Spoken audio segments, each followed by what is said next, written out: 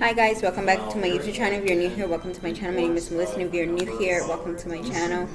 I speak about different topics in my channel, so if you're interested in that, go ahead and hit the subscribe button and also hit the notification so you can be notified every time I upload. So today I'm going to be talking about celebrity death. I'm going to be talking about Natalie Wood. I really just came across her. She was a very beautiful woman. She was gorgeous. So I really don't know a lot about her, but if you do know, let me know in the comments below. So let's go ahead and get started. So actress Natalie Wood shot to stardom at 16 when she co-starred with James Dean and Rebel Without a Cause in 1955. In 1961, she played Maria in West Side Story and was nominated for Academy Award for her performance in Splendor and The Grass in 1981. Wood drowned during a boating trip with her husband Robert Rangor in Brainstorm 1983, co-star Christopher Walken. The consequences of her death remain controversial, and I think both of these men are alive. Do not quote me on that. And her death was really is something. That's why I wanted to talk about her, because her death to me felt like it was really. It's just crazy because she was, from what I've heard, she was scared of the water, and she didn't want to. That's okay. So the daughter of Russian immigrants, Natalie Wood was born Natalie Nolavina. I'm going to try to say her name. On July 20 of 1938 in San Francisco, California, and started performing in an early age. Her mother, Maria, enrolled her in ballet classes as a small child. At the age of 4, Wood landed her first film role in a pit part of Happy Land in 1953, which happened to be filmed in Santa Rosa, California, where she was living at the time. She had won over director Arvin Pilchi after her mother orchestrated their introduction. Later, Wood said that her mother told her to make Mr. Pill love you. The dark-haired, dewy-eyed girl soon made other films appearance. Wood tugged at the heartstring of audience with her small role as an orphan in the 1946 drama Tomorrow's Forever with Claudette Colbert and Orson Welles. In 1947, she again won over fans with her first starring role in Miracle in the 34th Street. The movie about a girl who questioned the existence of Santa Claus made Wood a star. At the age of 16, Wood began filming one of her most famous films. She co-starred with Dean and Salomino in 1955. Groundbreaking description of teen revelation and anger. Rebel Without a Cause. In the film, Wood played the girlfriend of a troubled outsider played by Dean. She earned an Academy Award nomination for her work. As an actress under contract, Wood sometimes had to make movies that she didn't want to. Her mother also pursued her at times. One of her last favorite projects for The Search of 1956, Western star John Wayne. Wood felt she had been miscast as a white girl who was abducted and erased by Native Americans. On 1961, Wood started opposite of Warren Beatty in Splendor in the Grass, playing the part of a young girl torn by desire and social conventions. In this role, Wood showed great range as an emotional, fragile young woman driven to madness. The same year, she started in another troubled romance, West Side Story, in which she falls for a boy from the wrong side of the tracks. The urban retelling of William Shakespeare, Romeo and Juliet, proved to be a hit. Wood did all her own dancing in this popular musical, but her singing was done by Marnie Mason, a Broadway performer. Memorizing by her own life story in a way, Wood played the title character in 1962, Gypsy, the musical about a stripped gypsy, Rosalie Rose co-starred as her domineering stage mother who drove her daughter to perform. Wood earned a lot of press, not just for her acting roles, but for her personal life. She enjoyed great popularity, becoming a hit with the movie Star Fan magazine. Wood had numerous relationships, both public and secret, with her co-star colleagues and other stars. She dated actor Dennis Hopper, Hotel Dennis Heyer, Nick Hilton, and even singer Elvis Presley. Her first marriage in 1950 also attracted much media coverage. The 18-year-old star wed actor Wenger 8 years her senior in 1957. The couple became favorite subject of Fan magazine. The unit unfortunately did not last, with the pair splitting up in 1962. Around this time, Wood became involved with Betty. Even after years of therapy, Wood reached a point of deep despair. In 1966, she attempted to kill herself by drug overdose.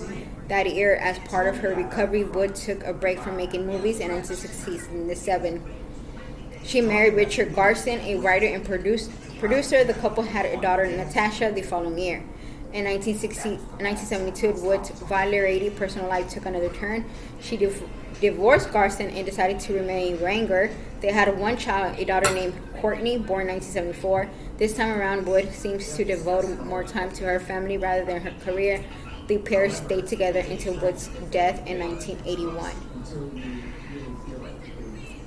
Wood returned to the big screen with the 1969 comedy Bob and Carol and Ted, and Allison co-starring alongside Hilton Cook, Dane Coleman, and Robert Cooper. After that film, she took on a few acting roles. Wood earned positive reviews for her performance in televised version of Tennessee Williams' Cat in a Hot Tin Roof in 1976. 3 years later, she received acclaim for her role in the television miniseries From Here to Eternity. That same year, Wood paired up with Sean Connery for the poorly received silent film Metro. She next appeared in the 1980 comedy The Last Married Couple in America, another effort that failed to garner much commercial and critical success.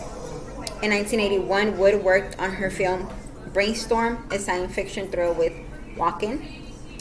In November of 1981, Wood took a trip to her husband's Wagner Brainstorm co-star Walken to California's Catalina Island on the boat Splendor. On the night of November 29th, the three actors had been drinking. Wagner reportedly broke a bottle during a fit of anger over Wood's relationship with Walker. He thought the pair seemed too close. After that accident, Wood and Wagner allegedly argued. Later that evening, Wagner was unable to find Wood. Her body was discovered the following morning, floating in the water of Catalina Island near a ding from the Splendor. Her death was accidental drowning. It was theorized that Wood fell in the water after attempting to secure a dining to prevent it from banging into the boat. Some object to this explanation, as Wood had lifelong fear of water. Her family and friends gathered at Los Angeles Westwood Village Memorial Park Cemetery to say goodbye to the lovely yet troubled star. Mourns, including Frank Sinatra, Elizabeth Taylor, and Ely Canson. Former colleagues and associates also shared their remembrance. Director Cindy Parker said that Wood was intentional. Actress often underrated because she was a movie star, and as pretty as she was, she had a combination of vulnerability and a kind of arrow. Okay, sorry guys. Over the years, Wood's troubled life and unexpected end had been the subject of numerous books and television programs. Wood's younger sister Lana Wood and Denise Devon, the captain of the Splendor, had been especially outspoken about Wood's death. Devon even co-authored a book about the fatal night, claiming that he had not told the authorities the truth. He later indicated he thought that Wagner was responsible for Wood's death. There were also reports of other voters hearing a woman cry out for help late that night. In November 2011, the Los Angeles County Sheriff Department announced that it would be reopening the investigation into Wood's death after receiving new information. While no specific details were released, authorities indicate that Wagner was not an official suspect, and in 2012, the mystery was further purged when the official cause of Wood's death was changed from an accident, as originally noted by the LA County Coroner Thomas Negishi, to undetermined on her death certificate. In early 2018, it was revealed that the LA County investigators were seeking to talk with Wagner as a person of interest, returning to the nearly 40-year-old case to the headlines. And that is it, guys. That is the story of Natalie Wood. She was a beautiful, beautiful person. She, like I did say, I think she allegedly she had gone to a psychic. I do believe in psychics. Do not judge. And they had told her that she needs to stay away from water because that would be her death. Like the psychic told her you will die by drowning or something that has to do with water, and she was very fearful of water. I'm not gonna say anything about her husband. I mean, it's alleged that he has something to do with it. Who knows? But and also I feel like it happens a lot when it comes to moms. When mom sees that your child they're meant to be a star, the mother tends to go beyond and forget that that's their child. And sometimes as a child, they do need to. Y'all need to remember, hey, these are kids. They need to be children first and actors later. I think her mom probably wanted to be an actor and she couldn't do it because of whatever reason. So she was living that through her daughter. By Natalie being an actor and being so successful, her mother was successful as well. And it's happened. I've seen a lot of kids talking about it. One of those, I've never watched the show, but iCarly, I'm sorry about that, guys. One of the co-star in iCarly, she had to basically cut her mother off at a very young age, because her mom was allegedly abusive, emotionally, physically. She does have a book about it, but I haven't read it. The life of Zach and Cody. I can't remember their names, but the twins that play the Sweet Life of Zach and Cody in Disney Channel. They had to cut their moms out of their lives, and their dad became their manager. It's a lot of other celebrities that had to do that, because these parents are just. Look what happened to Britney Spears. Britney Spears, she went from the pop princess to I don't even know what to say, and it's just like, I'm the type of person that if my daughter comes up to me and say, "Mommy, I want to be a model," or "I want to be a superstar," or whatever she wants to do and wants to go to Hollywood, I will support her. But I will be that type of mom as well. It's like, hey, I need to remind her that she needs to be a child. And I also need to let her know, hey, if you feel overwhelmed, let me know and we'll take a break. Because I will be that mom that be like, no, my child does not want to work right now. She's going to take for a month or however many times she needs, and you need to accept it. They need to have, I feel like they need to have therapy in any set that has children.